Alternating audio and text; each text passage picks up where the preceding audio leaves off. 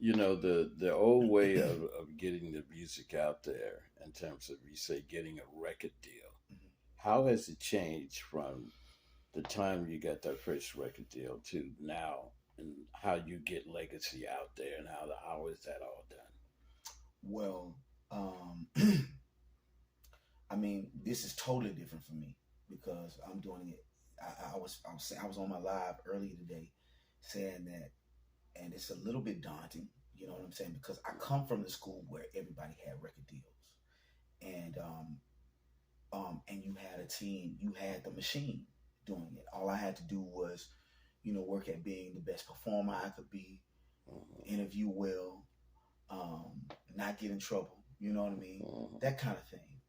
Now that has changed, and especially when you are independent, you know, and um, and even because people have been doing things independently for a long time, but it's even evolved from that because now we got Instagram. You got everybody wants to be in your world more, and you have to. It's just very very different. I mean, I don't even know if I know how to articulate it. I'm learning. I'm on the job learning right Hmm. now because this is not something. I mean, I'm blessed to have a great team of people around me that are helping me do that. But I'm typically I want to do the show and I want to go home. I don't really like. I don't not like this part, but this is not. Hmm. I'm not into that. Like the whole new social media. Look at me. This is what Hmm. I'm doing today. I'm doing that out of necessity. But if I didn't have to, I would not. Like I want to come on stage, do my show, and leave. That's what I. Hmm. That's me. I mean, that's really me. You know what I mean? So it's and that's just on the uh, that side of it, the performance side, and Hmm. being interactive part of it. But as far as selling it and the record, now you have because I'm the distributor. Well, not the distributor, but I'm putting it together. Me and my friend John Bill, we're putting it together. I got to go through DistroKid or TuneCore to release the record. It's just it's very different. But so it's very different. But I'm learning. It would be different if this was what I started with, because I would be in it and I know I'm catching up because this is not what I've come from. Right. So I'm trying to catch up. But the kids that are born into this, it's like it's a great advantage because if you know how to work this, you can get your music out to a lot of people, and all it Hmm. has to do is be good. Or all you have to do is have 100,000 people that like you, and you can do very well for yourself. Hmm. So Yeah, yeah. How important is it today to be a multifaceted artist and not just one who sings and that's it? I think we've seen that with over the past several years with rappers, mhm. who've expanded out and Snoop Dogg. I mean, Oh come yeah, on, give me a break. He's cooking show yeah, and yeah, yeah, yeah, doing commercials, yeah, and that's something that the R&B people didn't get a chance to to do, do right, coming along. It was you sing and you tour. right. You make a record maybe once every other year. But how important is it now to be? Because I know you act and Yes, you do more. So how important is it to be? it's extremely important now because the game has changed. Mm-hmm. And it'll change again, and it'll be important to do whatever that is. So now that that is the case, you have to capitalize on the other talents that you have or the other opportunities you have. I mean, don't do anything that is not you that you don't want to do, but anything that is, like I have aspirations of. I like clothing. I'm a big Ralph head. I wanna wear Ralph Lauren for free. I want to. I feel like my music marries very well with his purple and black label because it's about sophistication. I'm Mm-hmm. from Atlanta. That polo thing runs deep here in Atlanta, and I've been on that for many many years. Like I went to go get something the other day, and Joycelyn from my team was with me. We were just kind of having it. She's like my sister. We were having brother sister day, so I was going to pick some stuff up, and she was like, I was in Ralph Lauren section because that's pretty much all I wear. So I was grabbing that, and she was telling the guy, and he was super fashionable. I think he was also a stylist. She was telling him, that's all he wears, and he's like, that's all he wears. And I was like, yeah, that's something I want to do. Like I would love to, like how Kanye has done it. I mean, Mm-hmm. and nobody could have told the old Kanye, or nobody would have believed that the old Kanye is doing what he's doing. So I'm gonna, speak that into existence for myself. But I would love to design a line or inspire a line. Like this is how I wear it. Mm-hmm. I mean, hey man, you all you can do is dream. You know what I mean? But Yeah. that's so I would love to do things like that. I love to cook. Some people have actually talked to me about like a cooking show because I love to. Sometimes I go live and cook and do different things like that. But acting, I love fragrances. That's something that I'm working on now. Um, I want to start a line of fragrance. So if you are able to do that, then you have all of these different multiple streams of income. You have more opportunities. So, and you have to do it. And maybe they just weren't readily available to us before. But now that they are, you got to take them and you got to capitalize on it, on your moment. You got to seize your moment. So I That's guess right. that's my answer to that. Because you don't never know when that moment will It's come over. around again.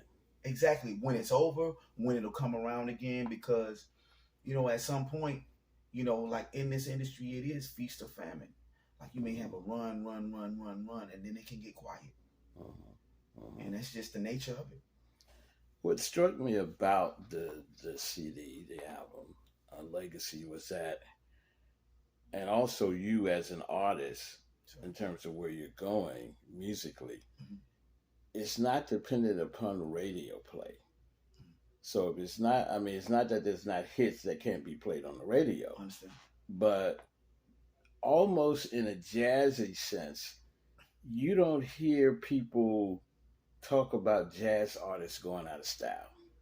You know Right. what I mean? Mm-hmm. It's like once you get established in that genre or close to it, jazz, blues, whatever you want to call it, then nobody's like, well, he ain't had a hit since, Right. you know, Right. they don't care about They don't jazz care folks about don't care it. They don't about care that. about They it. just want to hear you perform, you do your thing.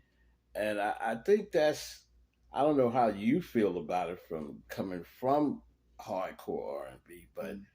being at that point where as an artist you're looked at as a person who's just not the flavor of the month. Right. Okay. Right. I dig. You know.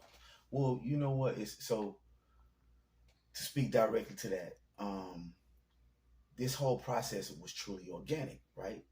Um, so even when I had the R&B deal back in the day, I would always say, because I had been listening to it. My mom would play this. I would get up in the morning. I would hear Michael Franks. I would hear Al Jarreau. I would hear Nancy Wilson, as well as Parliament, as well as you know all the Gap Band. Like as well as all that. I love Guy. I love so much Jodeci. So what I was listening to was a wide spectrum. Um, but even then, when I was immersed in R&B, I always wanted to. I used to say, one day I want to do an album like Nat King Cole in a tuxedo wearing a snifter. I was saying that years and years ago. You know what I'm saying? I always wanted to do it. I just thought, I'd get to it later. So then after a while, later just happened. Like I kind of was in a place where, because I went through this phase. I did this after my group.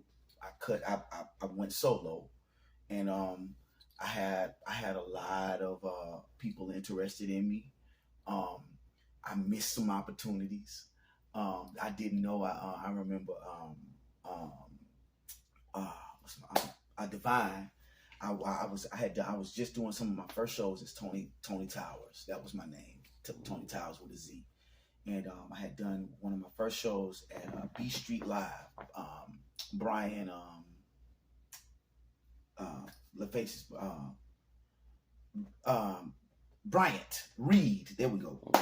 Bryant Reed was doing the showcase at the Cotton Club. You remember on P Street? Right. He was doing the B Street Live, and I had a show there. That was one of my first shows, and Divine Stevens came in, and we, he met me after the show, and he was talking to me. He was like, "Man, I see a star." He was like, "I want to work on this and that." He's like, "Man, but I'm really interested in you." Now we all are from Atlanta, so I didn't know. I knew Divine as a choreographer. This my homeboy. No, it was no chumping him off. I just didn't know. And unbeknownst to me, a couple of months later, he wanted to sign me, but I had just gotten out of a deal that had taken a long time. So I was like, I don't want to get caught up in anything. This is my opportunity. I want to get it. So I was kind of hesitant on it. Didn't do that. Couple months later, Akon comes out. That was his artist. I would have been the next artist, right? He wanted to sign me. I mean, it was, it was that. Then Jeezy and Kinky, we met with Kinky B and them, and they wanted to sign me. This is all my R&B stuff. So and there were many other opportunities that I had, but so it was like I was doing it, but R&B was in a place that I didn't. It was like I loved it, but it wasn't totally what I liked. And then a little shortly after that, it changed into something that I just couldn't dig. And it was like, and I know people couldn't understand this. It was like, even if I got the hit record, I don't want to perform that every night because it wouldn't have been fulfilling to me. I would have been in prison for me. Now, some people would say, man, you tripping, man. You could be on and popping, and that's cool, but and I possibly could have, and sometimes I have gone back and questioned some of my decisions, but ultimately, I don't know if I would have been happy. You know what I mean? And no, that I'm not saying this for any. That was one of my reasons. I was like, yo, I want to do what I like to do. So then I did that for a while. Then the evolution had happened where I was like, man, I want to do this jazz thing. Because there's a different freedom in it. And so I started doing it, right? I started going out to places, and of course, the jazz community is different. You can't just come up in here saying I'm a jazz singer. You got to prove that. You know what I mean? And so that happened, but I kind of liked that challenge. I welcomed it, and it was something that made me want to work at it. I wanted to be good at it. I wanted people to respect what my offering and to deem me worthy. And so I remember, that changed. Like a lot of people didn't understand it. They didn't dig it. I mean, they didn't dig it. They didn't get it. But it was something I really wanted to do. So to get back to what you're saying, once I started doing it, of course, years are going by. I'm every year I get older. You know what I mean? I'm still good. We're gonna leave that where it is, but right. I get older. But so ironically, this wasn't a choice for me. But over here, that's not an issue, and it's not about what your last thing is. It's like, is it good? And so I can do this music till I'm 80, 85, like Mr. Cole, like my good friend Mr. Freddie Cole. When he passed, he had just come off tour, and the only reason he went on tour is because of COVID. He would have been in Japan somewhere. You know what I'm saying? And I like that I can do this for a long time. Yeah, you got to feed your soul first before Absolutely. You can feed the audience. Absolutely. And that was I know some people didn't dig it or didn't understand it, but that was important to me. It was important to me. I've turned down a couple of things because I knew it wasn't right for me. And some people could say that you were a fool. I remember one, I won't go into detail, but I remember one incident where my whole team was like, man, you messing up the bag. But I knew it wasn't going to be right for me. I was going to have to be the one in that position. Mm-hmm. So I couldn't do it. You know what I mean? I want money and I want it. You know what I'm saying? Look at me. I like things. You know what I'm saying? But it's not the end all be all for me. You know what I mean? Right. So